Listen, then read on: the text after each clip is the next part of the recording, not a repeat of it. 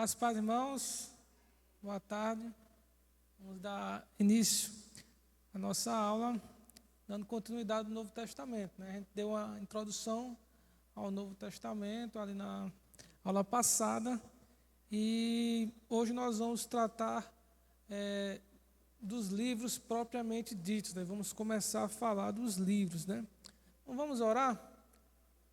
Pai, nós te agradecemos, Senhor, pelo privilégio que temos de aprender um pouco mais da Tua Palavra, nos dá, Senhor, entendimento, nos dá, Senhor, compreensão, para que possamos, Senhor, sempre aprender um pouco mais e aplicá-la, Senhor, às nossas vidas, em nome de Jesus. Amém. Bem, é bem verdade que nós tivemos ali vários livros que se aventuraram a chamar de evangelhos, mas, de fato, os que chegaram até nós hoje foram somente 4 evangelhos, né? Mateus, Marcos, Lucas e João, né? Esses são livros que a tradição trouxe, né, como canônicos e que não tem nenhuma contestação com relação à canonicidade deles, né? Então, esses são livros bastante fiéis, né? E, obviamente, dentro do texto bíblico, regra de fé e prática para a nossa vida. Então, dentro desses 4 livros chamados Evangelhos, o primeiro livro que abre aí o Novo Testamento, o Evangelho segundo Mateus, ele também é um livro que possui muitas das características do Antigo Testamento. É no Evangelho de Mateus que você vai ver por diversas vezes o autor do Evangelho fazer referências às profecias do Antigo Testamento. Acontecia o evento e aí automaticamente o autor do texto dizia como profetizou o profeta X, né? E isso por uma razão óbvia. O livro de Mateus, o Evangelho segundo Mateus, tinha como público-alvo o público judeu. Ele foi um evangelho escrito para os judeus, para mostrar que Jesus de fato era o Messias prometido da nação judaica. Então, a autoria do próprio Mateus, também chamado de Levi, era o outro nome dele, a data entre 60 e 70, ano Domini, né? Ano do Senhor, público original judeus, e o propósito, inspirar os cristãos ao serviço grato e fiel de promover o reino dos céus, ao apresentar Jesus como tão esperado rei e apresentar o reino que ele trouxe como cumprimento pleno da redenção de Deus. E aqui é um fato interessante. O evangelho de Mateus, diferente dos outros evangelhos, ele vai utilizar o termo reino dos céus, né? É um diferencial dele em relação a Marcos e Lucas, que usam muito o termo reino de Deus. E aí a ideia que se tem é que Mateus, por estar escrevendo a judeus, tinha talvez uma preocupação com não falar o nome de Deus em vão, né? Questão do Antigo Testamento. E aí ele troca o termo Deus por céus, né? Mas são termos equivalentes, é como se fossem sinônimos. Então, estamos falando de reino de Deus, estamos falando também de reino dos céus. Então, o propósito de Mateus era pregar o evangelho, mostrar que o Messias havia chegado e, de fato, esse Messias era o mesmo que havia sido profetizado lá atrás. A esperança messiânica, como nós vimos na semana passada, ela estava muito forte com relação ao Messias. Eles queriam a chegada do Messias, eles viviam intensamente isso. E Mateus ele vai deixar bem claro que o Messias veio na pessoa de Jesus. Como? Através do cumprimento de muitas profecias. E aí nós temos algumas verdades fundamentais desse texto. Jesus cumpriu as escrituras do Antigo Testamento. Quando Jesus diz, eu não vim abrogar ou anular a lei, mas vim cumpri-la. Ele se mostra como cumprimento da lei. A lei aponta para Cristo. O Antigo Testamento aponta para Cristo. Ou seja, Mateus consegue perceber isso com muita clareza e mostra como isso acontece na pessoa de Jesus. Jesus é o rei prometido, o Messias, E enquanto esteve aqui na terra, Jesus inaugurou o reino de Deus. E aqui é uma concepção importante, tá? Quando a gente fala sobre o reino de Deus, nós estamos falando também sobre o aspecto escatológico da mensagem de Jesus. Escatologia é o estudo das últimas coisas.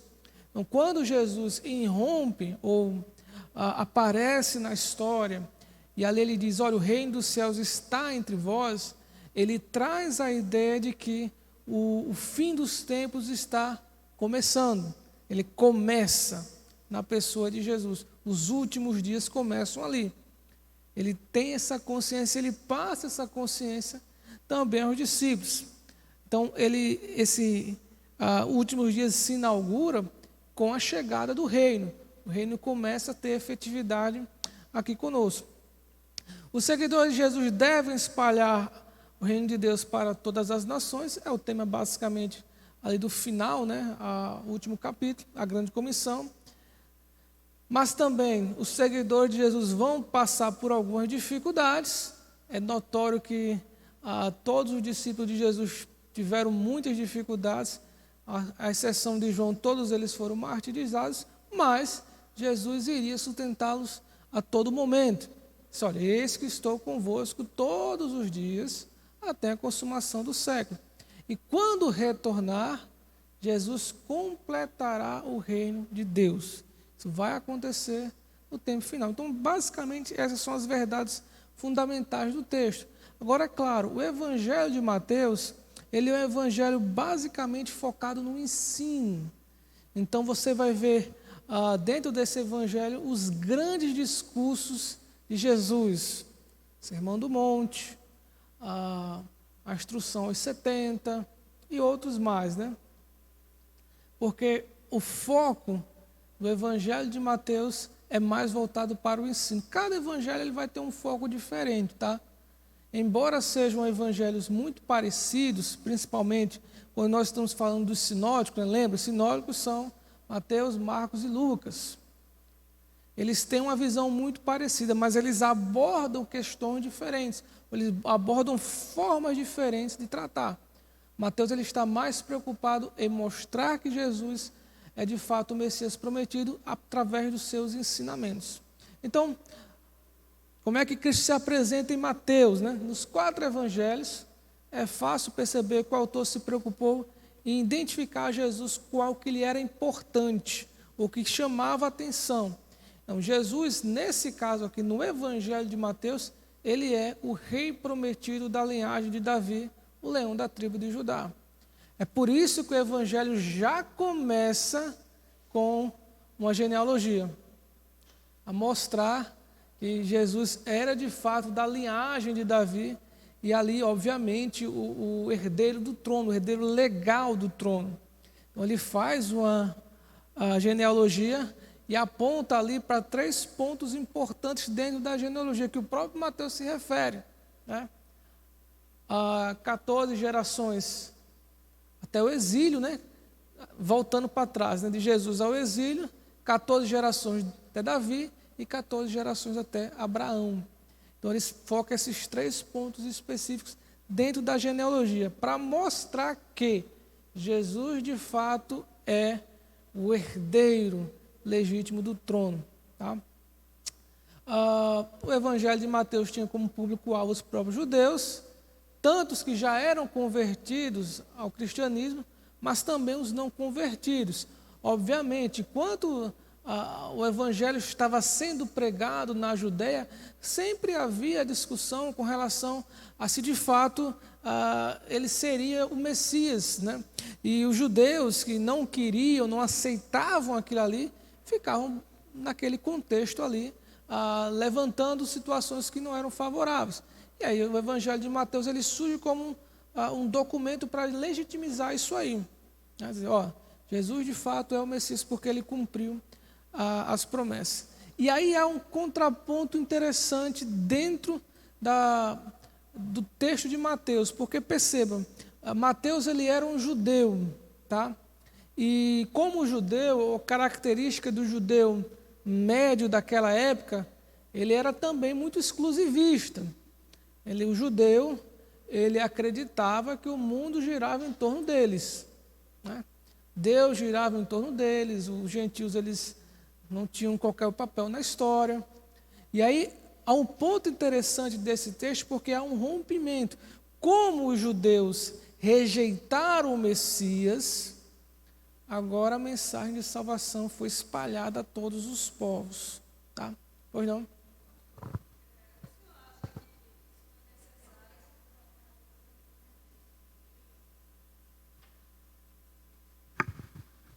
Tá? O senhor acha que foi necessário que eles recusassem rejeitar Jesus, que era para o evangelho ser pregado para os gentios? É uma pergunta interessante, né? Porque a Bíblia é muito clara quando diz que isso aconteceu dessa forma, né? Já veio pois que era seu, os seus não receberam, né? Mas a todos que receberam deram poder chamar de filhos de Deus, né? É claro que eu creio que a ideia inicial, né? É claro, como estamos falando de Deus, ele conhece passado, presente e futuro. Então, para ele já sabia que isso aconteceria dessa forma como aconteceria. Então, não faz muito sentido a gente dizer precisou que acontecesse dessa forma. Tá? É dentro do plano propósito dele, dentro do entendimento e de como as coisas vão se desenrolar, ele já sabe. Né? Agora, falando sobre uma perspectiva mais humana da coisa, né?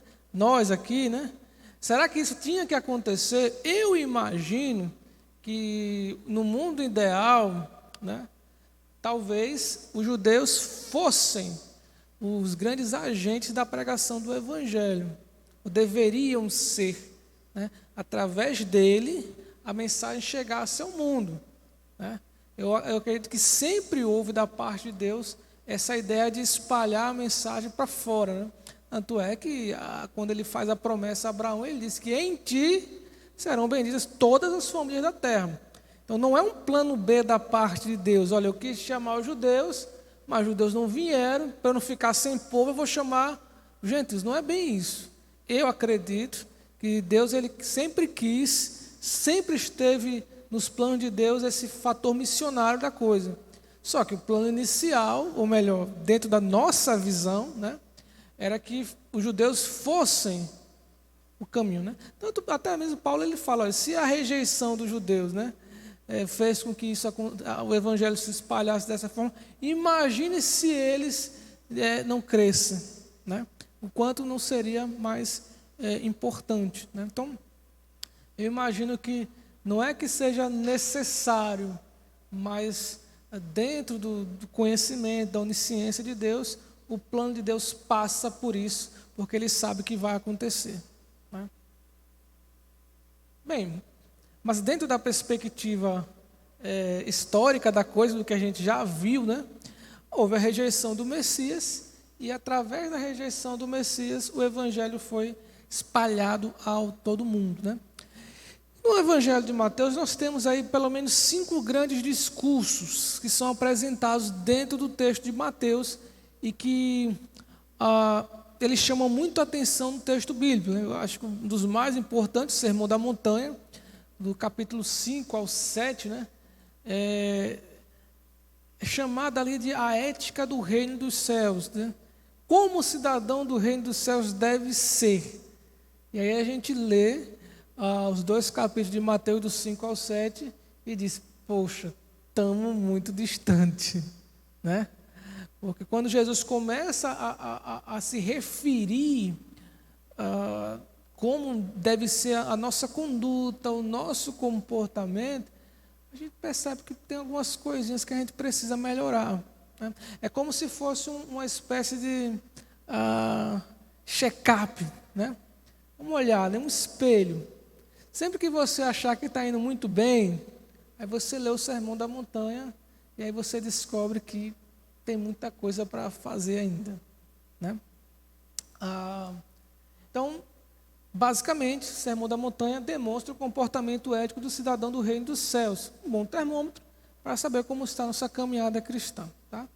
Capítulo 10, você vai ter ali a comissão dos 12, onde Jesus ele começa a enviar nas cidades vizinhas, ou cidades próximas ali, os 12 discípulos, de 2 em 2, né?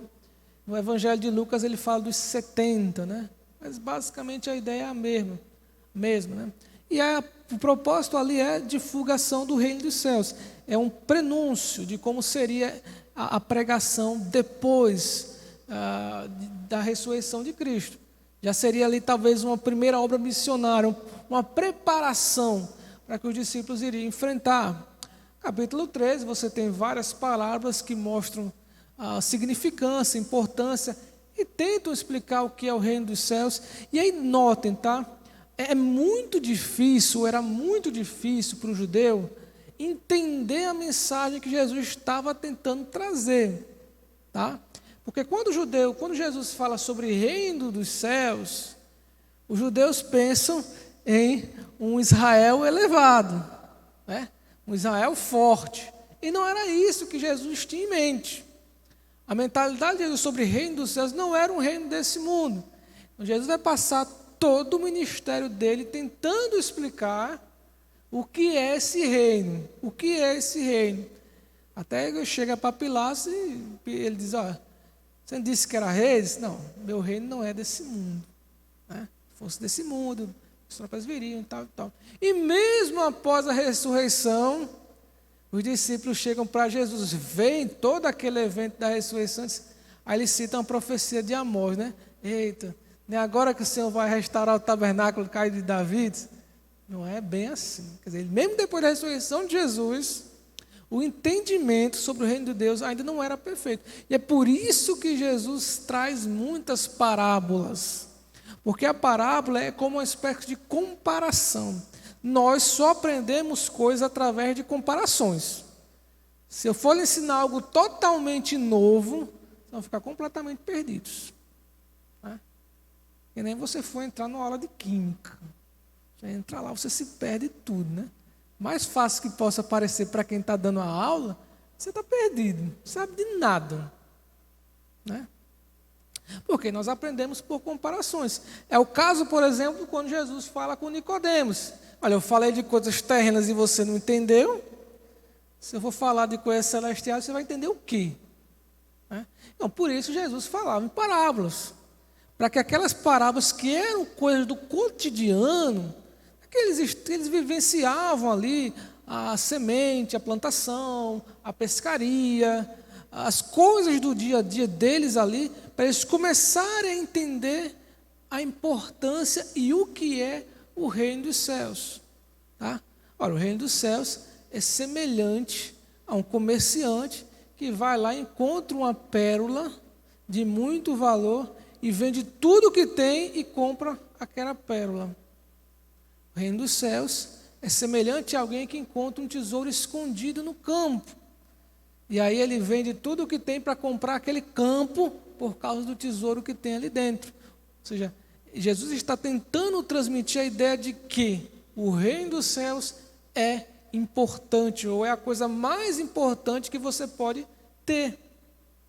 E se for necessário, que você venda tudo o que você tem, e aí numa perspectiva espiritual da coisa, né, você dê tudo o que você tem para ter aquilo ali, que é o reino dos céus. Então isso fica muito claro dentro das parábolas de Jesus. Ler as parábolas de Jesus nos dá a ideia de que o reino dos céus é de fato a coisa mais importante dentro da nossa vida. Tá? Os capítulos 14 e 18, a autoridade do reino. Aí você vai começar a ver uma série de milagres que vão acontecendo, e esses milagres vão sendo explicados. E tem como objetivo também demonstrar a autoridade de Jesus e também mostrar que o reino de Deus é diferente do reino desse mundo. É um reino especial. E por fim, o capítulo 23, que é a condenação das autoridades religiosas. É o capítulo dos ais. Ai de vós, escribas e fariseus, que fazem isso. Os religiosos estavam ali no momento crucial em que eles estavam de frente para o Messias. Em poucos dias o Messias seria morto e eles não tinham tomado o local ao lado de Cristo, né? Eles haviam rejeitado o Messias. Então esses 5 discursos basicamente descrevem o Evangelho de Mateus, tá? E aí nós temos alguns assuntos principais dentro desse texto. Obviamente, a descrição de Jesus como Messias e a ligação do Antigo Testamento com o Novo Testamento. Embora a maioria das pessoas entendam que Mateus não é o evangelho mais antigo, provavelmente seria o evangelho de Marcos, tá? Mateus ocupou o primeiro lugar ali dentro do evangelho, porque ele meio que faz esse paralelo com o Antigo Testamento. Ele é uma ligação do Antigo Testamento com o Novo, tá? É por isso que ele fala muito dessas questões, né? Também temos a ideia do particularismo e do universalismo, né? Particularismo é a ideia de que a salvação não está, nem todos serão salvos, né? Universalismo é a ideia de que todos podem ser salvos. Mas dentro da concepção cristã, você tem essas duas ideias conflitantes. Por um lado, todos podem ser salvos, universalismo, porém nem todos serão salvos, que é o exclusivismo ou o particularismo. Que aí só será salvo aquele que aceitar Jesus como Salvador. Então, dentro dessa concepção, começa a existir ali uma diferença, né?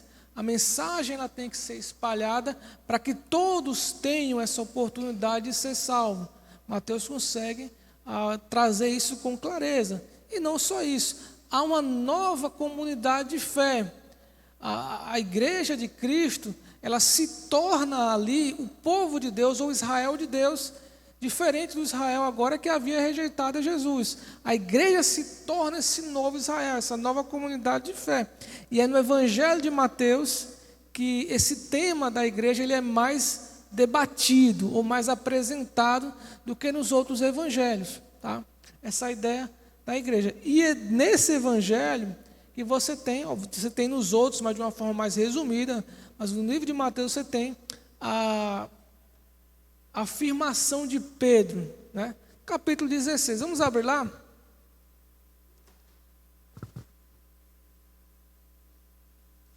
Mateus 16, versículos 13 a 19.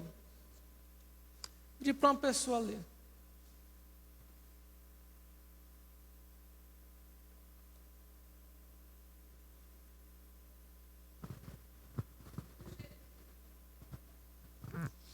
Indo Jesus para os lados da Cesareia de Filipe, perguntou aos seus discípulos: que diz o povo ser o filho do homem?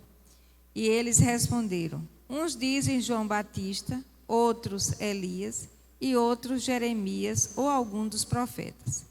Mas vós, continuou ele, que dizem que eu sou? É até 19. Respondeu Simão Pedro e disse: tu és o Cristo, o Filho do Deus vivo. Então Jesus lhe afirmou: bem-aventurado és, Simão Bar-Jonas, porque não foi carne e sangue que tu revelaram, mas meu Pai que está nos céus. Também eu te digo que tu és Pedro, e sobre esta pedra edificarei a minha igreja, e as portas do inferno não prevalecerão contra ela. Dar-te-ei as chaves do reino dos céus. O que ligares na terra terá sido ligado nos céus, e o que desligares na terra terá sido desligado nos céus. Muito bem. Jesus disse: ó, tu és Pedro, sobre essa pedra edificarei a minha igreja. Que pedra é essa? Cristo? Essa pedra que é sobre esta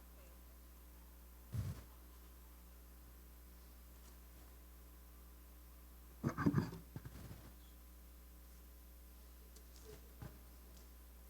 Pedro? Não. Por Cristo, não? Cristo, Pedro. Alguma outra alternativa? O Evangelho estava sendo pregado. O que mais?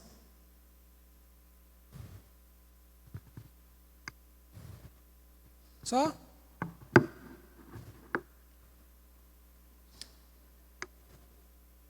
A Igreja Católica utiliza esse texto para afirmar que justificar a linha sucessória papal, né? Eles dizem que Jesus estaria dizendo que Pedro seria essa pedra. E aí, por isso, a igreja seria edificada sobre Pedro. Tá? Só que, dentro da concepção evangélica, nós não entendemos dessa forma, né? Nós já entendemos que a afirmação que Pedro traz, tu és o Cristo, o Filho do Deus vivo. Né? É sobre a afirmação de Pedro que é edificada a igreja. Né? Sobre essa afirmação. E aí é interessante também que ele diz que as portas do inferno não prevalecerão sobre a igreja. O que significa isso?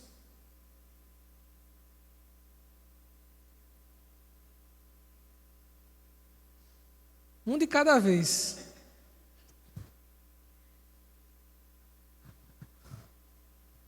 Significa que a palavra de Deus vai sempre permanecer, que a igreja é de Cristo, e sendo de Cristo, ela é eterna. Também, né? Algumas pessoas, quando leem esse texto, eles veem a ideia da igreja na defensiva, né?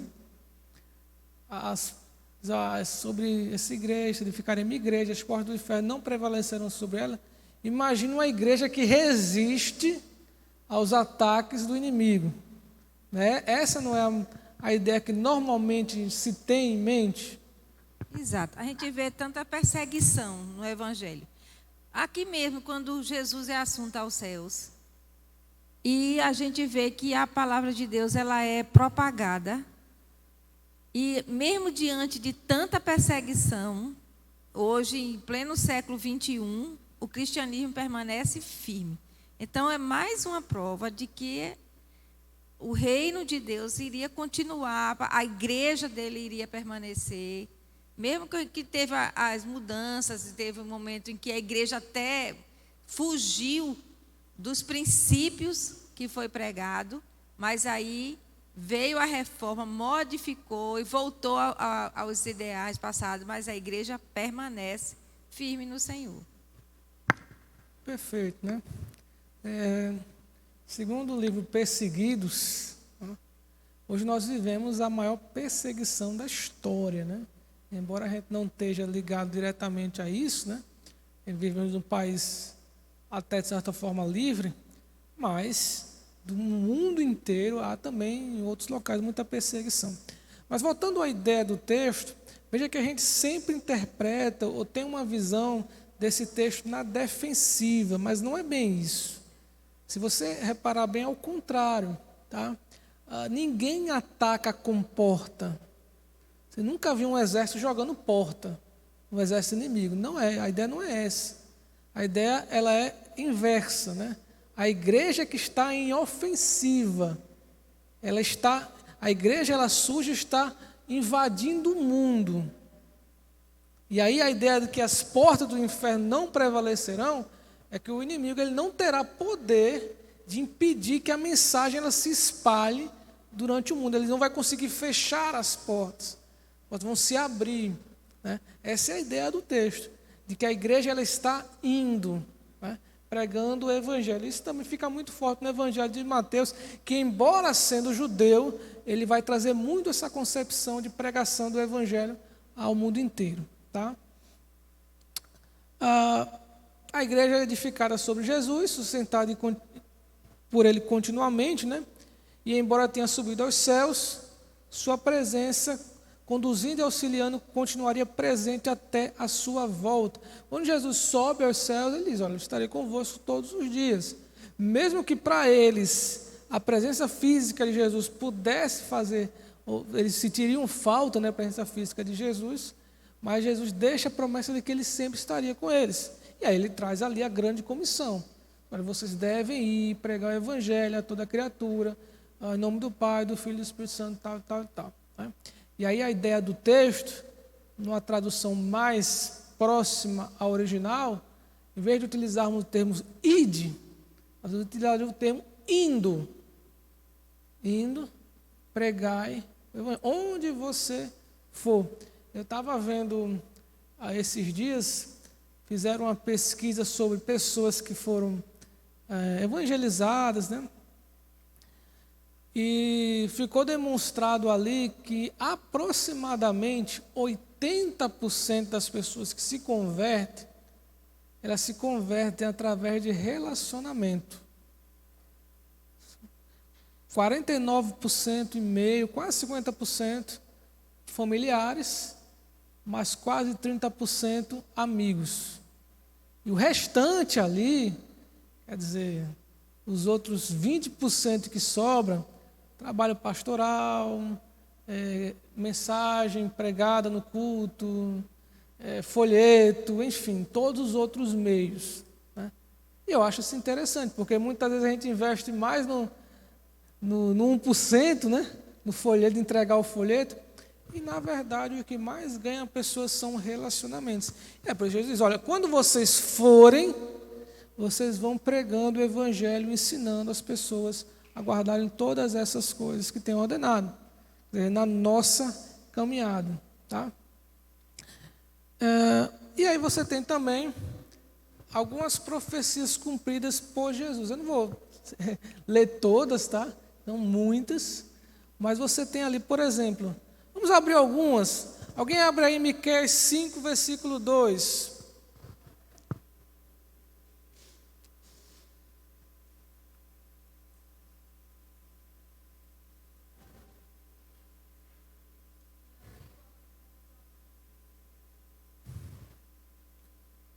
Profeta menor.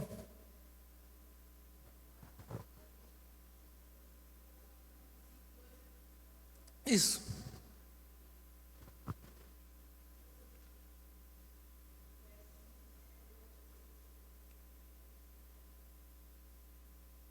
Oi. Miqueias 5:2. Mas tu, Belém Efrata, embora sejas pequena entre os clãs de Judá, de ti virá para mim aquele que será o governante sobre Israel.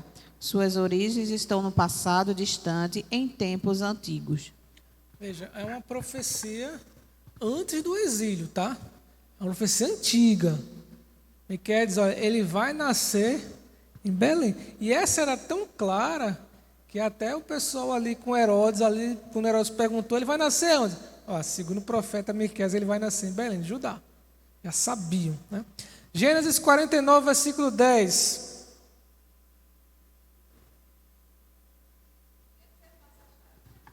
Isso é fácil, né?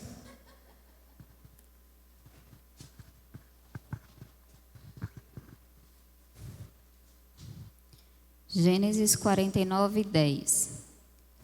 O cetro não se arredará de Judá, nem o legislador de entre seus pés, até que venha Silom, desculpa. E a ele se congregarão os povos. Veja que coisa interessante. É uma profecia muito antiga, né? Jacó que falando, olha, o cetro vai ficar em Judá. O rei vai vir de Judá. Isso é antes de Davi. Bem para trás, né? Nós vamos ler algumas no livro de Zacarias.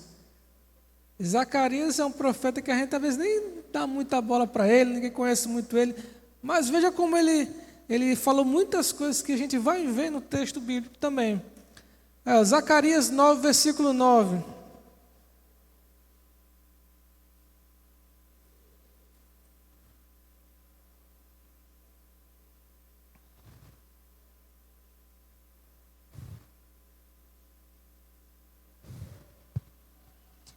Zacarias 9:9. Alegre-se muito, cidade de Sião. Exulte, Jerusalém. Eis que o seu rei vem a você, justo e vitorioso, humilde e montado num jumento, um jumentinho, cria de jumenta. Muito bem. Quando foi que se cumpriu? Na entrada triunfal, né? Jesus entra, nem com a mãe vem do lado, porque para o bezerro acho que não desgarrar, né? Mas vem, ele sobe ali no jumento que não tinha sido montado ainda, né? Assim, ainda no livro de Zacarias, capítulo 11, versículo 12.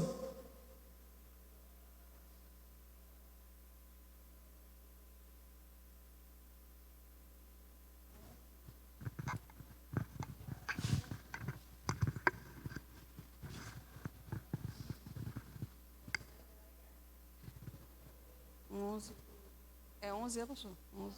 11 e 12. Eu lhes disse: se acharem melhor assim, paguem-me. Se não, não me paguem. Então eles me pagaram 30 moedas de prata. Eita, 30 moedas de prata, né? Versículo 13. E o Senhor me disse: lance isto ao oleiro, o ótimo preço pelo qual me avaliaram. Por isso tomei as 30 moedas de prata e as atirei no templo do Senhor para o oleiro.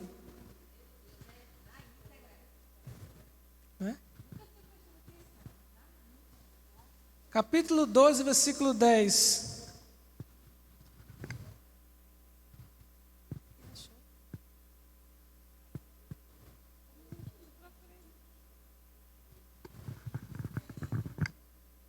E derramarei sobre a família de Davi e sobre os habitantes de Jerusalém um espírito de ação de graças e de súplicas. Olharão para mim aquele a quem transpassaram e chorarão por ele como quem chora a perda de um filho único, e se lamentarão amargamente por ele como quem lamenta a perda do filho mais velho. Olha aí, né? Isaías 53 é clássico, né? Não precisa nem de ler, né? Todo ele é uma profecia completa. Vamos ver algumas em Salmos. Salmo 34, versículo 20.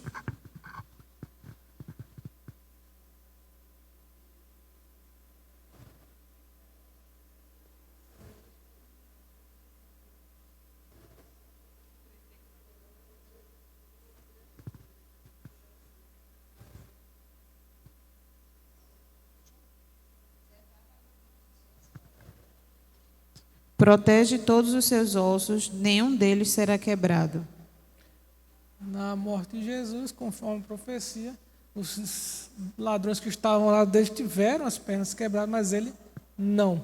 Né? Quer dizer, tem vários outros ali, eu coloquei no slide, e depois, se vocês quiserem olhar em casa, vocês podem ver. São só algumas dessas possibilidades, aliás, dessas profecias que vão estar no Antigo Testamento e se cumprem em Jesus, tá? Algumas chegam até você ficar, como é que pode, né? Coisa tão evidente, né? Coisas tão claras, e isso chama a atenção. Eram provas reais de que, de fato, Jesus era o Messias prometido, né?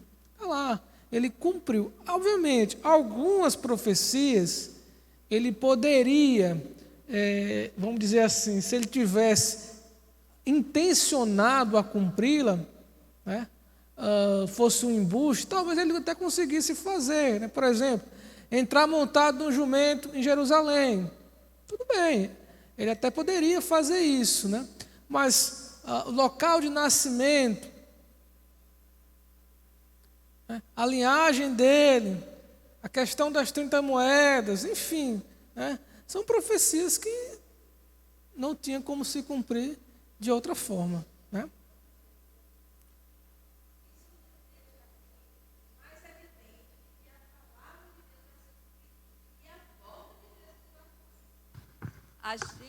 A gente fica nessa ansiedade. Quando será? Quando será? Será que vai acontecer? Não, será não. Isso não me passa nenhuma dúvida, não. Eu tenho certeza. Quando, né? Não me passa nenhuma dúvida. Mas eu digo assim, que tudo isso que tantos anos passados foi dito, se cumpriu com a vinda de Jesus. Então, é mais uma certeza que nós temos que Jesus também vai voltar. Pode não ser amanhã, pode não ser agora, pode demorar, pode ser que a nossa geração não veja, mas isso vai se cumprir. E o próprio Jesus, os próprios anjos disseram quando Jesus subiu, do mesmo jeito que viste subir, vai descer. Não, vai cumprir. Perfeito, né? Aí é uma questão de credibilidade, né? Se tudo que pôde ser provado aconteceu, né, isso deve nos dar a confiança a crer que aquilo que ainda falta acontecer deve acontecer também. Se acertou em todas essas coisas, certamente acertará nas demais, né? Já que falamos de profecia, né? Aí no Mateus 24, você tem um sermão profético de Jesus, né? E aí é uma resposta, né? Porque o que acontece? Jesus, ele no capítulo 23, ele prega os ais contra aquele povo, né?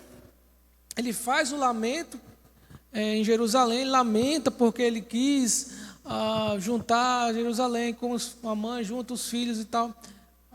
E Jerusalém não quis, ou as autoridades religiosas não quiseram. E aí ele sai do templo. E essa saída de Jesus do templo, ela é fundamental. Porque ele está saindo do templo para não voltar mais. Aos olhos daqueles fariseus ou saduceus ali presentes, isso não significasse muita coisa. Mas de fato era uma situação muito importante.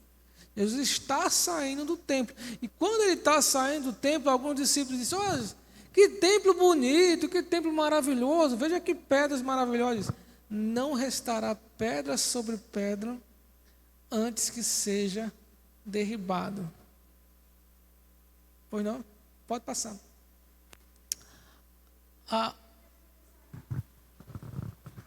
Sobre essa questão do templo, quando eu estava ouvindo, né, assistindo o vídeo da aula passada, aí você se reportou a exatamente essa questão do que o templo, depois, no ano 70, né, depois de Cristo, ele foi realmente destruído.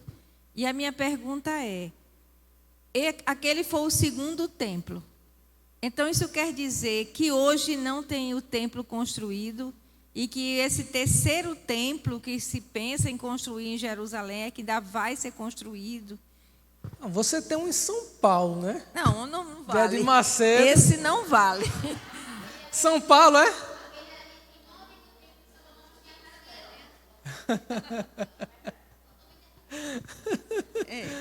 O nome do templo de Salomão é a cara de Herodes, né? Tá bom. É em São Paulo mesmo, né? Eu não sei, não. Eu chutei assim, mas...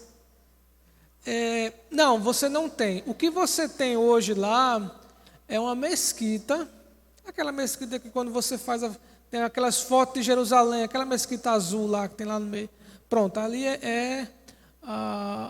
seria o local do templo. Porém, há algumas pessoas que já começam a defender que não seria exatamente ali.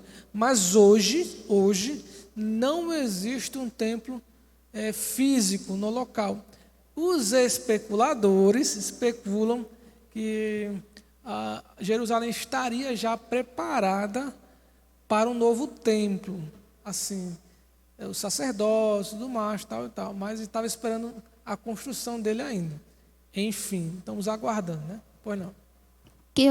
Me corrija se eu estiver errado, mas eu lembro que eu já estudei com relação ao Apocalipse, que fala que os fins com relação aos tempos estavam mais próximos quando começassem a construir novamente esse templo que foi destruído, porque, se eu não me engano, hoje em dia tem uma guerra, uma disputa de localidade, questão palestina, se eu não me engano, com Israel, alguma coisa assim, é uma questão histórica, né? É por isso que ainda não tinha sido construído por conta disso, dessa briga que tem, que todo mundo quer ser dono daquela área. É porque, veja bem, o local onde o templo está construído está lá, a mesquita lá, é extremamente importante para o Islã. Né? E aí, como é que faz? A mesquita está lá. Para construir o templo, eles têm que tirar a mesquita de lá.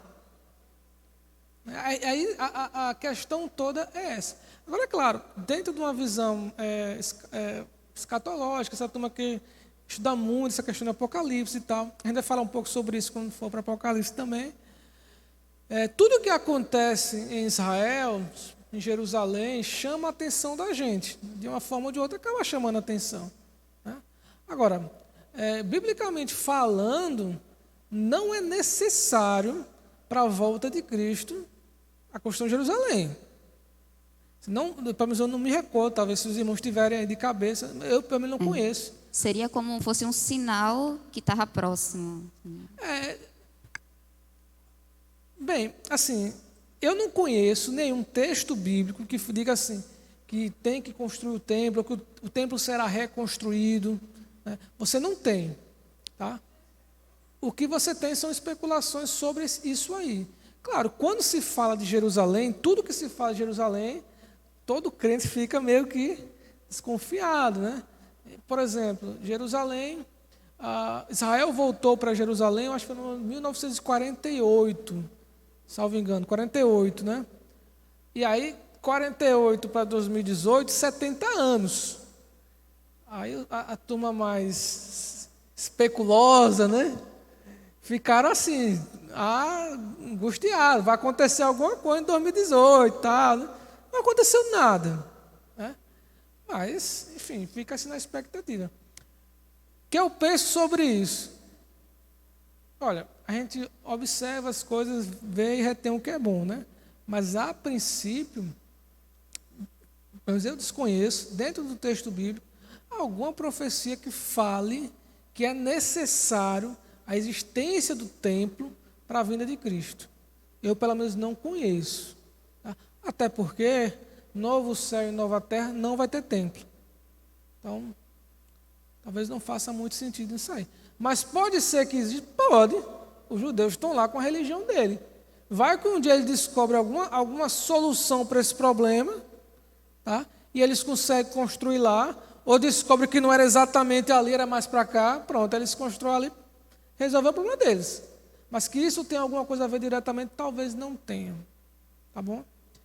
Mas aí o que acontece? Quando os discípulos eles veem o templo, Jesus dizendo que o templo seria destruído, logo eles remeteram na ideia deles de que isso estaria ligado ao fim dos tempos. Na cabeça do judeu, a destruição do templo seria um evento escatológico e estaria diretamente ligado com o fim dos tempos. É por isso que o discípulo que fez a pergunta de Jesus fez a pergunta errada. E por ter feito a pergunta errada, é que a gente quebra a cabeça até hoje. Se ele tivesse perguntado a Jesus quando vai ser, ou quais vai ser o sinal do final dos tempos, tudo bem. Tá perfeito, né? Mas o que é que eles perguntam, né? Jesus está, capítulo 24, versículo 3, né? Jesus disse, né, que tudo seria derrubado, tal e tal. Aí Jesus estava sentado no Monte das Oliveiras, quando os discípulos se aproximaram dele, em particular lhe pediram: diga-nos quando essas coisas vão acontecer. Quais coisas? A destruição do templo. E que sinal haverá da sua vinda e do fim dos tempos? Quer dizer, eles ligaram as duas coisas numa só. Aí Jesus respondeu as duas coisas. Mas a confusão da gente hoje, para entender isso aí, é saber quando Jesus está se referindo à destruição do templo e quando ele está se referindo ao fim dos tempos. É aí que a gente fica meio confuso na história. Mas eles perguntaram porque eles achavam que era uma mesma situação. E aí Jesus diz: olha, quem estiver nas montanhas não volte para a cidade, quem tiver... E essa profecia de Jesus se cumpre, porque era se referindo ao ano 70. A documentação histórica de que os cristãos judeus não sofreram com a caída ou com a queda de Jerusalém. Por quê? Porque quando eles viram a profecia se cumprindo, eles caíram fora. E é documentação histórica, Flávio José fala sobre isso, que os cristãos, eles, obedecendo a profecia falada por Jesus, eles saem da cidade antes que ela fosse destruída pelos romanos. Então só fica dentro de Jerusalém a turma complicada mesmo, né? Os outros vão todos embora, tá? Então você tem uma divisão basicamente ali, né? Os versículos 4 ao 14, o princípio das dores, uma referência à queda de Jerusalém, do 15 ao 28, a grande tribulação. Você vai ter ali ele falando sobre os últimos dias também, e por fim a vinda de Cristo, do versículo 29 ao 31, né? Como se dará, e alguns eventos, alguns sinais próximos daquilo ali. E obviamente a grande questão nisso tudo é exortar a todos a vigilância diante de tudo o que tem acontecido, né? E aí as perguntas mais recorrentes com relação a isso, algumas perguntas recorrentes, né? A profecia era para aquela época ou para o futuro? Eu já respondi as duas coisas. Porque a pergunta que eles fizeram respondeu dessa forma. Havia elementos ali que apontavam para o ano 70, que era um ano aproximado deles, ou seja, 40 anos depois, mas há também dentro do sermão profético de Jesus coisas que ele está apontando para os últimos dias. Tá? Segunda pergunta, nós já estamos vivendo a grande tribulação? A grande tribulação? Não, mas já estamos vivendo a tribulação. Desde de toda a época da história da igreja, a igreja ela está na tribulação. Né? Sim, nós estamos falando de contexto local, né? Mas não no contexto amplo. Né? Eu, particularmente, acredito que mesmo na grande tribulação, essa questão da perseguição ela será mais forte em alguns locais do que em outros. Né? Então, por exemplo, o camarada que está lá nas grandes metrópoles, ele está mais exposto. Né? Do que aquele que está, sei lá, numa cidade esquecida do interior, talvez menos. Né? Você falou também, depois eu passei. Aí é uma questão para a gente falar em Apocalipse. Né? Se a gente for tratar sobre Apocalipse, né? A questão, vai ter arrebatamento? O que é o arrebatamento? Temos correntes escatológicas sobre isso. Mas isso são cenas do próximo capítulo.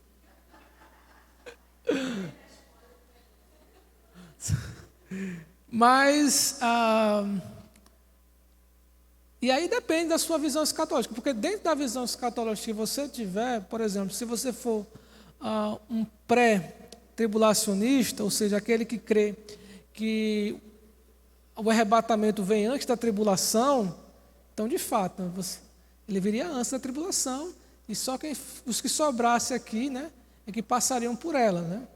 Agora, se você for um pós-tribulacionista, você entende que a igreja passará pela tribulação, depois que as coisas acontecerem aqui, é que você, se você sobreviver, né, aí sobe depois. Né? Enfim, mas isso...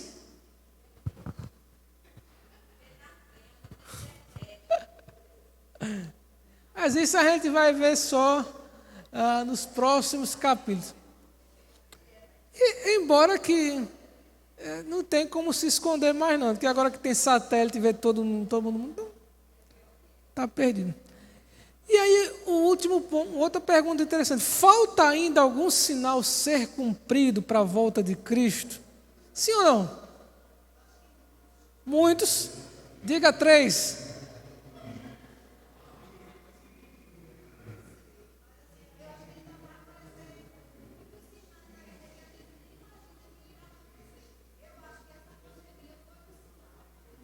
Então, já aconteceu.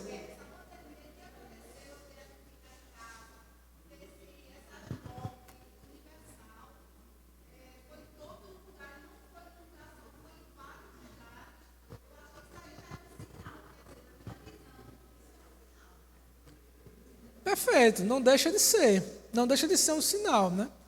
Mas aí já aconteceu. Quer dizer, é um sinal que falta acontecer. Foi não? Se eu não me engano, também vai se levantar um único homem que vai dizer que vai ter paz mundial, total, que todo mundo vai acreditar nessa paz. Vai levantar um homem. Quando disserem paz, haverá arrependimento e destruição. E aí é obra, né? Aí seria a obra do anticristo, né? E aí você engloba muita coisa dentro dessa obra, tá? Mas vamos encaixar tudo isso em um único sinal, que é a chegada do homem da iniquidade. Paulo fala do homem da iniquidade, João fala também. Né? Esse seria aí um sinal que falta ser cumprido. Tá?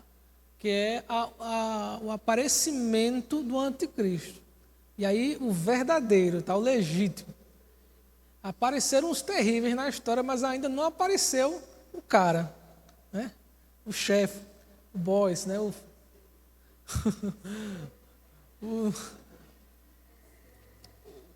realmente o verdadeiro, né? Quando a gente estuda o texto bíblico, a gente percebe que, em maior ou menor grau, todos os sinais eles estão se cumprindo, ou já se cumpriram, em maior ou menor grau. Por exemplo, pestes sempre teve, está tendo mais. Tá? Então, quando você voltar à história, você teve aí algumas pestes que foram muito famosas, mas com um intervalo de tempo de uma para outra de 100 anos, né? Nos últimos, 10, 20 anos, nós já tivemos Covid, Ebola, enfim, e uma série de coisas que a gente já teve aí.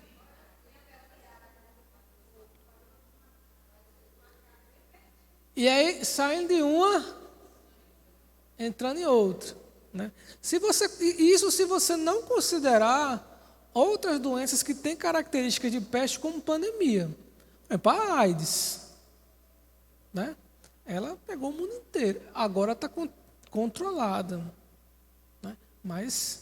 E aí vai aparecendo outras e outras e outras e outros, né? Enfim, você tem maior ou menor grau. Terremotos sempre teve, mas nunca teve como tem agora.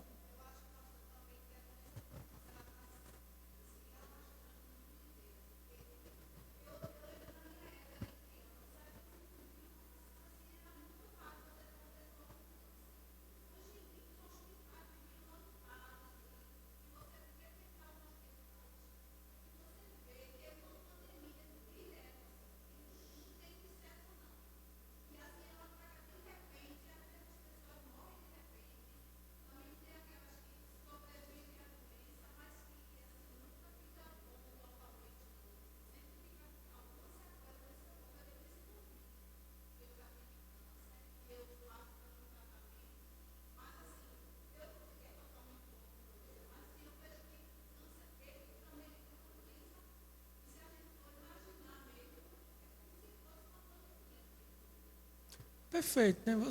Veja, como ele, não são essas, várias, né? Cada vez mais vão aparecendo novas doenças que você nunca ouviu falar, aparece ali e tal, e aquilo se alastra com uma velocidade incrível, né? A tendência é o quê? Isso vai aumentando, né? A comparação que Jesus faz, né, é com as dores de parto, né? Quer dizer, dizem, né, que a dor do parto, a grávida ela sente dor durante a gravidez inteira. Mas quanto mais vai chegando os dias, mais aquelas dores vão incomodando mais e vão sendo mais constantes, até que o filho nasce. Então seria a comparação semelhante a essa, né? Quanto mais próximo, a ideia de que mais isso irá se intensificar. Mas então, quando nós falamos sobre guerras, rumores de guerras, a gente está vendo isso tudo que é canto. Estamos aí às portas de uma terceira guerra mundial. Há quem diga que já estamos nela, só que em outro formato, né? Tudo muda, né? Até a forma de fazer guerra. Mas a Rússia se levantando contra a Ucrânia, agora a China se levantando contra Taiwan, Estados Unidos ali envolvidos naquela confusão toda e tal. Quer dizer, onde é que isso vai dar? Não sei. Mas a ideia de que são guerras e são rumores de guerra. E aí é um fato interessante. Quando Jesus disse isso, o mundo não estava em guerra. O mundo vivia a Pax Romana. Os romanos impuseram lá a paz, a força, né? É aquele irmão mais velho, agora ninguém briga, só quem dá carão sou eu. Pronto, e ponto final, né? Pronto. Mas ali, naquele momento ali, não tinha guerra. Depois daquilo ali, começou. O mundo sempre teve em guerra o tempo todo. E a cada vez mais isso se intensifica. Tá? Então, no final das contas, Quando a gente vê aquilo que foi falado por Jesus, por Paulo, Paulo fala sobre uma apostasia. Será que nós não estamos vivendo essa apostasia? Veja a igreja evangélica há 15 anos atrás, 20 anos atrás. Veja a igreja evangélica hoje. Dentro da chamada igreja evangélica, tem gente que, meu Deus do céu. Você vê aquela igreja do Ed René, por exemplo, o cara se desviou completamente do evangelho. Completamente. E outros, apostasia é o quê? Abandono da fé. Será que nós já não estamos vendo isso em alguma outra intensidade? Esfriamento das pessoas na igreja. Vem para o domingo à noite, assiste o culto, volta para casa, depois não quer saber de nada, não quer compromisso com nada, aí fica só naquele domingo à noite ali e tal. Jesus falou, nos últimos dias o amor de muitos esfriaria.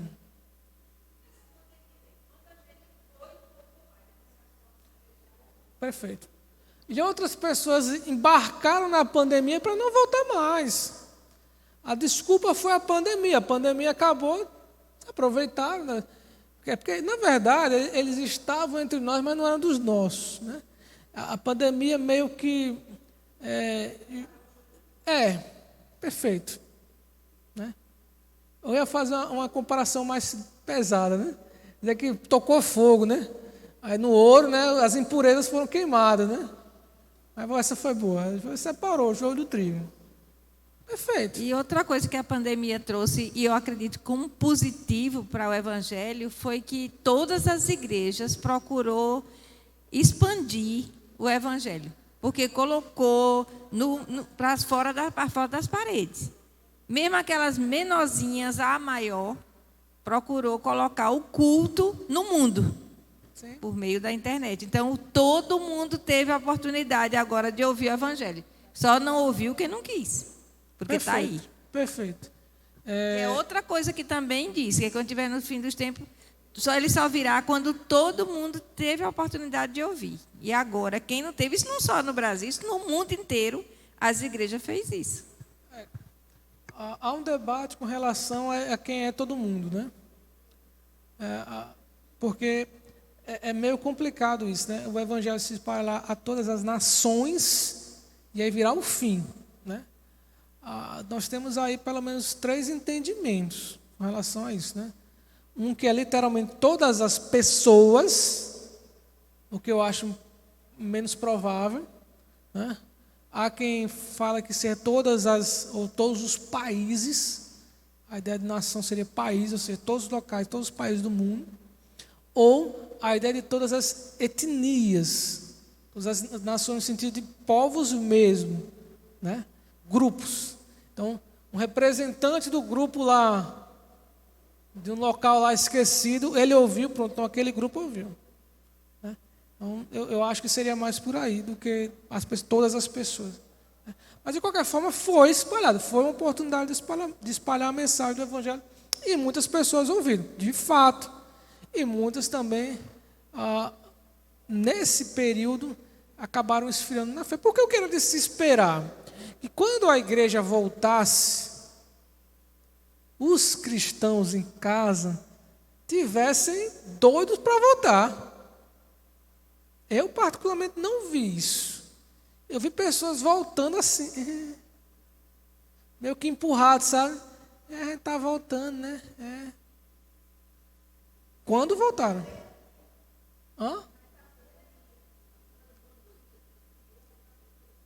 Teve uma irmã que eu encontrei no centro lá de Garanhuns. Não bati o pé na igreja. Não, porque Covid. Mas estava lá no centro de Garanhuns, lá no meio do povo. Tá. Disse, o vírus é crente, né? Está só na igreja.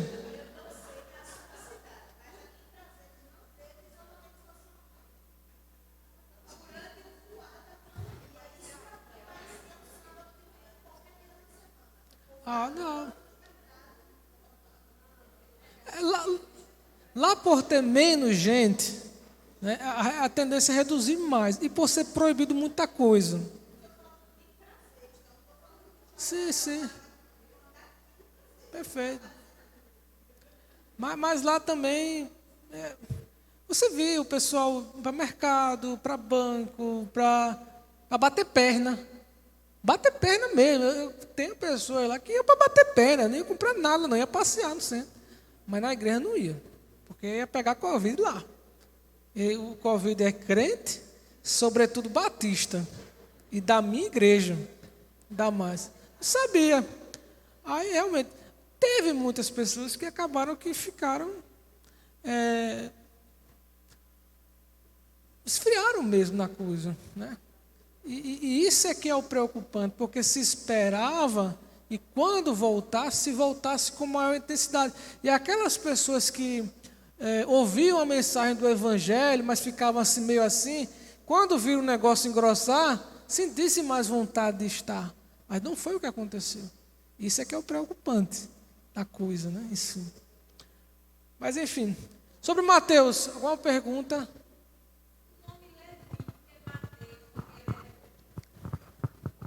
Você tem dentro da cultura judaica, pelo menos no Novo Testamento, muitas pessoas que tiveram 2 nomes, né? O nome dele de batismo, vamos dizer assim, o nome que davam a ele. Foi uma espécie de apelido, né? Eu não sei qual dos 2 era o apelido, qual era o nome, se Levi ou se Mateus, tá? Mas, por exemplo, você tinha Simão, que Jesus vai chamar de Pedro, né? Só lembro desse agora. Mas eu creio que no caso de Mateus seria algo semelhante, né? Ele era Levi, chamaram ele de Mateus, ou ele era Mateus, chamava ele de Levi. Alguma das 2 coisas. Mas provavelmente era um nome, o outro era uma espécie de alcunha, apelido. Tá? Ok? Vamos só começar Marcos, né, porque senão fica muito conteúdo para as próximas aulas. E a gente só tem mais 3 para essa disciplina, e tem muito texto ainda, né? Marcos, ou João Marcos, né? Também chamado Marcos, foi o autor do Evangelho segundo Marcos, né? Entende-se ser ali talvez o texto mais, o Evangelho mais antigo, embora não seja o texto mais antigo do Novo Testamento, uma data ali aproximada entre 62 e 69 Anno Domini, ano do Senhor. Tá? Público original, aí já muda um pouco. Enquanto Mateus, ele era mais focado nos judeus, Marcos era mais focado nos gentios, mas em especial os romanos. Tá? E qual era o propósito? Apresentar as boas novas a um público essencialmente gentil, por meio da narração do testemunho dos discípulos a respeito dos fatos notáveis sobre a vida, a morte e a ressurreição de Jesus. Agora é diferente. Você não vai ver tantos momentos em que o autor vai dizer, como disse o profeta, porque não faz sentido. Para o romano, ele não conhece o Antigo Testamento. Então não faz sentido fazer referência ao Antigo Testamento. Ele vai fazer em alguns momentos ali, quando é realmente necessário, mas ele não vai focar sua mensagem nisso, porque não é o público original de Marcos. Tá? Também em Marcos não vai ter genealogia. Por quê? Porque o romano não gosta de genealogia. Isso é interesse de judeu. Quem gosta de genealogia é judeu. Então Marcos também não vai trazer genealogia por conta disso. Tá? Mas dados fundamentais, Jesus era o aguardado Messias de Israel. Jesus demonstrou que era o Filho divino de Deus. Jesus resistiu ao reconhecimento público para sofrer e morrer em favor do seu povo. Essa é uma verdade importante, porque no Evangelho de Marcos fica muito evidente a ideia do segredo messiânico. Jesus faz um milagre e diz, não conte a ninguém. Tá? Jesus também mostra ser interessado em salvar os gentios, e a expansão das boas novas de Jesus exerce poder sobre o mal. Tá?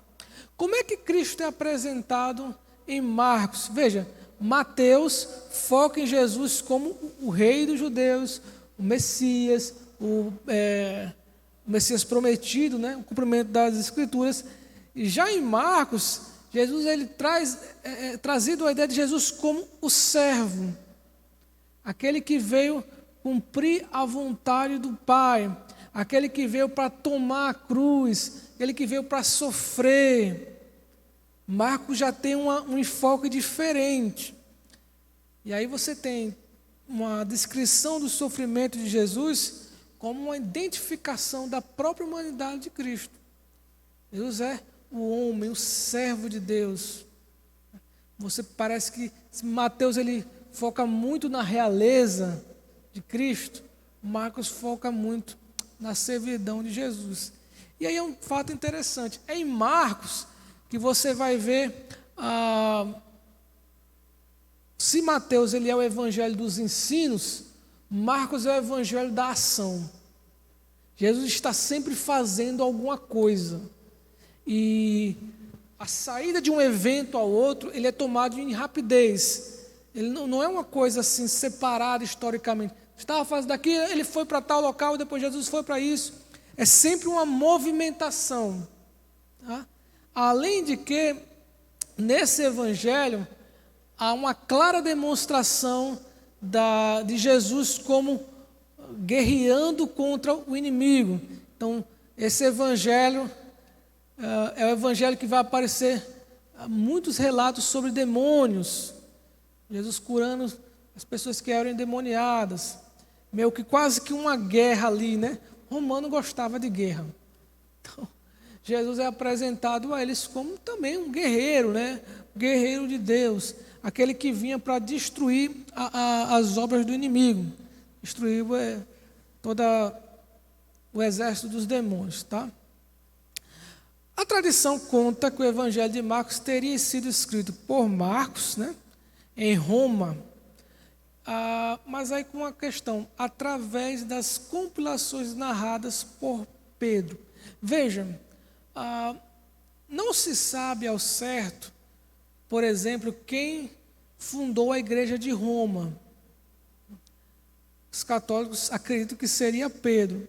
Não me parece muito convincente que Pedro teria fundado a igreja de Roma, porque quando Paulo escreve aos romanos, ele não fala de Pedro. Ficaria um pouco sem sentido, né?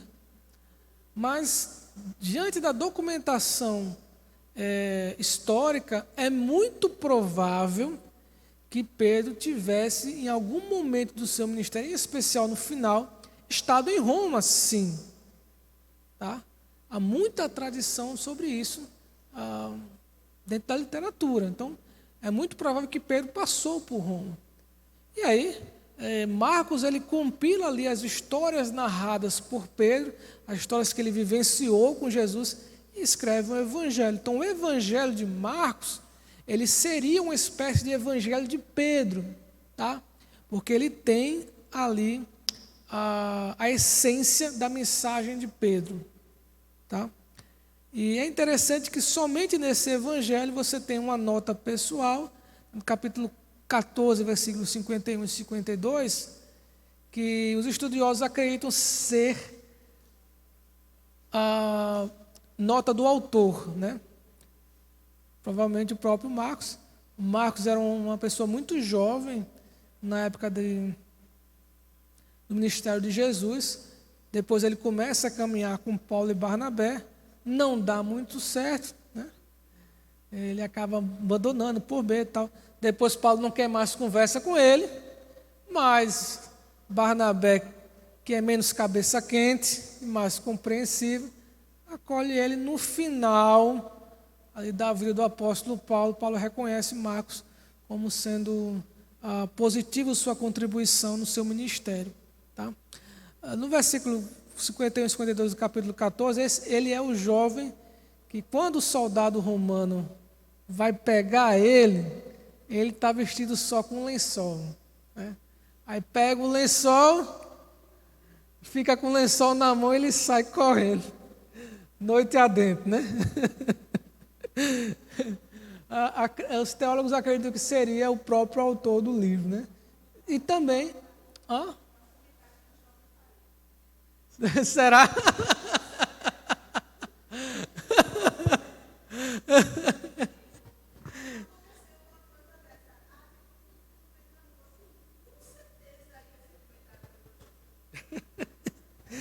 mas quando ele escreveu o livro, ele não era tão jovem mais, né? Provavelmente. Comparado aos outros, com certeza ele era mais jovem, né? Mas. E também é uma nota exclusiva do texto de Marcos, tá? Você não vai encontrar isso nos outros evangelhos. Tá? A maioria dos teólogos acreditam ser o primeiro evangelho escrito, embora há aqueles que defendam que Mateus seria o primeiro evangelho escrito, tá? Mas, de modo geral, a unanimidade é que Marcos, de fato, seria o primeiro evangelho. E, como eu disse, Marcos é o evangelho da ação, mas também o evangelho do discipulado. É no evangelho de Marcos que você vai ter uma forte ênfase, a ideia de que para você seguir o discipulado, tem que carregar a cruz.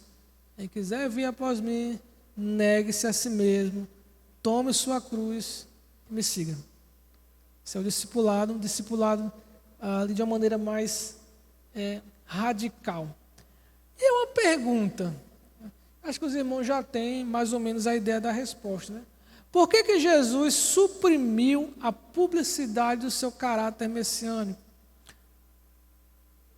Por que Jesus, quando fazia os milagres, ele não deixava que as pessoas soubessem que ele era o Messias, né? Diz, não vá, não conte para ninguém que fui eu que fiz. E aí o pessoal ia lá e contava, né? O povo não guardava muito segredo, né?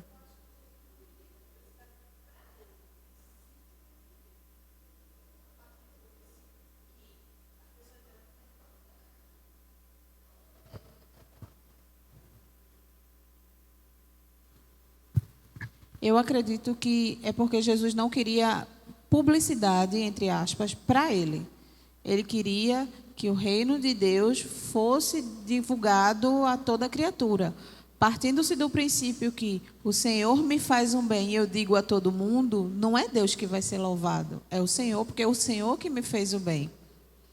Então, eu acredito que ele dizia para as pessoas, não conte para ninguém, porque a pessoa ia ter em seu coração que Jesus fez aquilo através de Deus. Mas a partir do momento que a pessoa divulgava, foi Jesus que me curou, a imagem de Jesus e não o reino de Deus ia estar sendo promovida. E eu acho que não era isso que Jesus queria. Jesus queria promover o reino de Deus, independente de ser através dele ou não.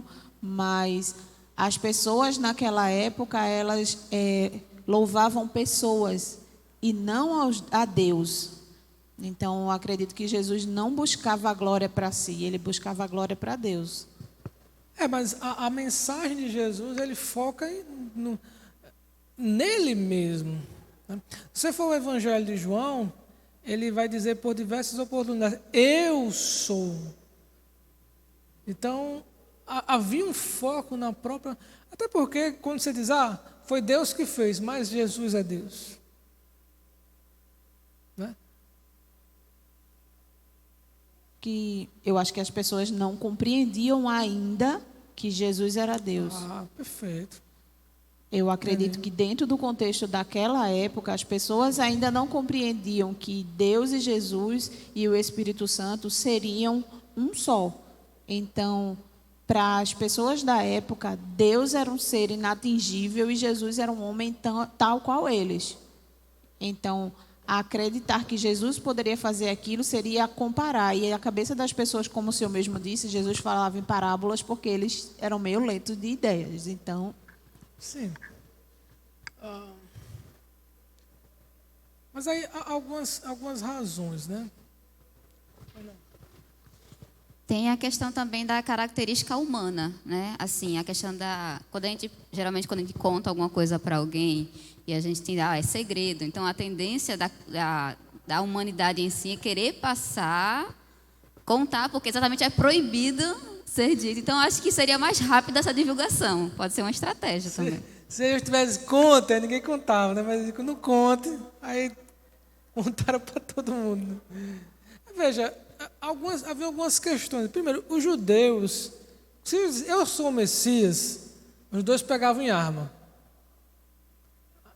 Aí Jesus diz, não é esse tipo de Messias. Daqui que eles viessem entender. Pronto, aí pegaram para matar ele, né? Mas assim, Jesus fez isso. Quando Jesus diz, eu sou, né? Ele está se referindo ao Yahvé do Antigo Testamento, né? Tanto é que quando foram prender Jesus, no Evangelho segundo João, e aí perguntaram, a quem vocês procuram? A Jesus o Nazareno. Aí ele diz, eu sou. E aí eles, o que acontece? Eles recuam. Aí eles perguntam de novo, né? Vamos prender não, é? Então, assim, eles não tinham uma ideia verdadeira, não compreendiam que tipo de Messias Jesus estava sendo, né? Eles esperavam um Messias militar, um Messias que viesse jogar fora o jugo de Roma. Eles esperavam esse tipo de Messias, não um Messias sofredor. É por isso que quando Jesus se apresenta ali como Messias, eles não iriam compreender. E por isso, então não é interessante. Além do que, havia um grande risco de essa mensagem chegar de maneira errada aos ouvidos romanos e atrapalhar o ministério de Jesus. Ele ser preso antes do tempo, enfim. E os romanos tentarem afogar ali uma insurreição, porque acontecia muito isso. Lembrando que, naquela época, se levantava todo dia um Messias lá e era confusão. Todo dia não, mas vez por outra parecia um. E era confusão. Então, ele se levantar como Messias seria igual aqueles outros que estavam ali, fazendo aquela confusão toda, e não era isso que ele queria. Então, realmente, ele tenta esconder isso aí, para não transparecer uma mensagem equivocada do reino. Ele não queria que as pessoas interpretassem ele como Messias a esses moldes. É por isso que ele se reclusa ali. Ele disse, não conte a ninguém, mas eu sou. Tá?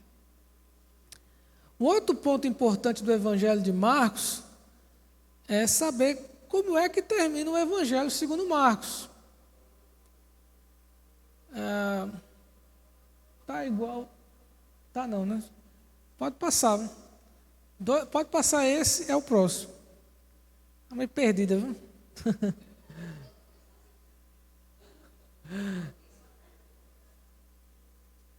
Isso, o outro. E aí, tá aí, esse é mesmo. Como é que termina o Evangelho segundo Marcos? Veja, o que a gente tem ali, se você pegar nas suas Bíblias, provavelmente, a partir do versículo 8, você vai ter uma abertura de colchetes que fecha no final do livro. O que esses colchetes eles representam? Aliás, o que eles representam em todo o texto do Novo Testamento, em todas as Bíblias? Que aquela passagem ali, ou aquela palavra, ela não se encontra nos melhores manuscritos. Quer dizer, o que é os melhores manuscritos? Os manuscritos mais confiáveis. Então, por exemplo, quando Jesus diz assim, a caixa de demônios não é expulsa a não ser com jejum e oração, jejum vai estar entre colchetes. Por quê? Porque aquela palavra não se encontra nos melhores manuscritos. O que isso quer dizer na prática? É que nós não temos um texto, a gente pegou, esse é o texto de Marcos, está aí para a gente copiar para todas as vezes. Não é assim que funciona. Tá? O que nós temos são vários manuscritos, e através desses manuscritos que nós temos, nós fazemos como que um máximo denominador comum, tá? Através de estudos, obviamente, para chegar à ideia do texto aproximado. É por isso que você vai ter variantes textuais entre um texto e outro. Tá? Então, no caso específico de Marcos, essa passagem do versículo 8 ao final, ela não está nos melhores manuscritos, o que provavelmente, segundo alguns estudiosos, talvez não pertencesse ao evangelho original, ou que a gente tivesse perdido essa parte do evangelho original, tá? E aí nós temos pelo menos 3 finais diferentes para esse texto, tá? Dentro dos manuscritos. Esse que termina no versículo 8 mesmo, tá? Esse maior, o que a gente utiliza, em uma versão intermediária, tá? Obviamente, nós adotamos a versão mais estendida. É o que a gente usa hoje. Mas há dúvidas com relação a isso aí. E isso acontece em outros eventos. Por exemplo, João 8, a mulher que é pega em adultério. Aquela passagem ali também se encontra em colchetes. É muito provável que não estava no Evangelho de João. Em alguns manuscritos ela se encontra no Evangelho de Lucas, por exemplo. Tá? Mas o que isso interfere para a gente? Quer dizer que não é inspirado? Não, pelo contrário. É que Deus preservou a história conforme ela nos traz. E a palavra de Deus ela é inspirada. Que a gente sabe, é só que tivemos essa dificuldade com relação ao texto. Tá? Uma dúvida com relação a isso aí, fui claro? Para não ficar nenhuma dúvida. Tá? Vou passar mais 2 slides para a gente encerrar. O que vem a ser o pecado contra o Espírito Santo? Marcos fala, em Marcos 3, versículo 20 a 30, né? Jesus se referindo aos fariseus, ele disse, olha, toda a blasfêmia contra o Filho será perdoada, mas não será perdoada a blasfêmia contra o Espírito Santo. E aí muita gente fica na dúvida, o que é blasfêmia contra o Espírito Santo? O que é o pecado contra o Espírito Santo? E, obviamente, muitas coisas já foram ditas sobre isso. Por exemplo, há quem diga que é rejeitar a mensagem de salvação, seria o pecar contra o Espírito Santo. Não faz sentido. Tá? Uns dizem que é morrer sem Cristo. Outros afirmam que seria afirmar que as obras de Jesus seriam as obras do diabo. Tá? Através de um contexto mais imediato que eles estavam vivendo ali. Ou mesmo que rejeitar a Cristo, mesmo tendo deliberadamente visto a Jesus como Salvador. Uma questão de escolha que silencia o coração para as evidências da mensagem. E os fariseus estavam vendo os sinais do Messias, mas mesmo assim escolheram não acreditar. Por isso eles estavam pecando contra o Espírito Santo. E aí, qual desses é o pecado contra o Espírito Santo? A mensagem de salvação.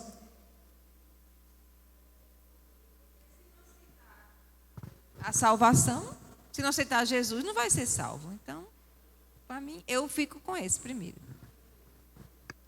Alguém fica com outro?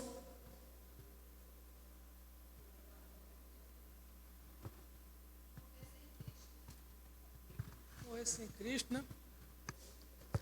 Eu acho que tudo isso aí, de certa forma, estão um pouco envolvidos entre si, né? Porque quando os fariseus eles falam que Jesus ele estaria operando milagres pelo poder de Beelzebul, eles estão de fato rejeitando a Jesus, né? Eles estão escolhendo, apesar de que eles estavam vendo. E quando a gente fala dos fariseus, a gente às vezes pensa, mas eles eram pessoas que tinham a fé deles lá e de repente eles não compreenderam. Espera aí. Eles tinham acesso às Escrituras, eles estavam vendo o que estava acontecendo e como aquilo se cumpria. Se o povo comum estava entendendo aquilo, quanto mais eles deveriam entender. Mas mesmo assim eles escolheram deliberadamente o erro. Então não tinha mais o que fazer, né? Você já está convencido, você já tomou a sua escolha com relação a não seguir a Cristo, o que mais vai ser feito, né? Então, eu acho que é um pouco de cada aí. O pecado contra o Espírito Santo está muito ligado a você rejeitar Jesus, né? E todo pecado será perdoado ao homem, menos o pecado contra o Espírito Santo. Hoje, a gente sabe que o pecado que leva o homem à rejeição é porque não aceitou a Cristo como Salvador. Todos os outros pecados são passíveis de perdão. Se não aceitou, não estaria perdoado. Para finalizar, as exigências do verdadeiro discipulado, como está lá em Marcos 8:34, Jesus disse: se alguém quiser, não é obrigado. Jesus não está botando a faca no pescoço de ninguém, mas se alguém quiser, é uma escolha individual. Cada um deve escolher tomar a cruz. Você tem que querer.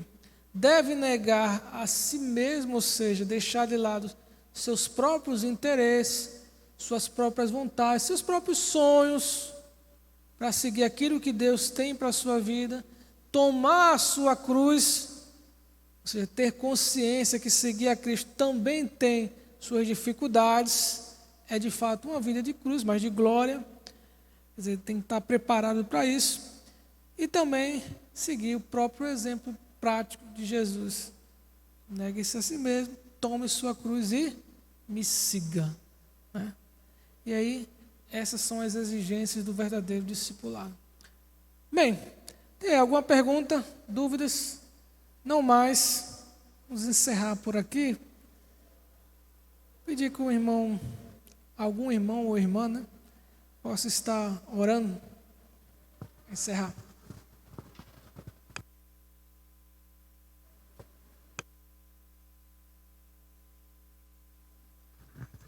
Oremos. Senhor nosso Deus, nosso Pai, nós te louvamos, te adoramos e bendizemos o teu nome. Obrigado, Deus, por mais uma aula, por o pastor Abel ter se recuperado, Pai. Obrigado por cada pessoa que aqui está. Abençoa a família de cada uma, Senhor. Toma nossas vidas em tuas mãos e para que nós possamos aprender tudo que foi falado aqui hoje e não só aprender, mas praticar. Em nome de Jesus. Amém.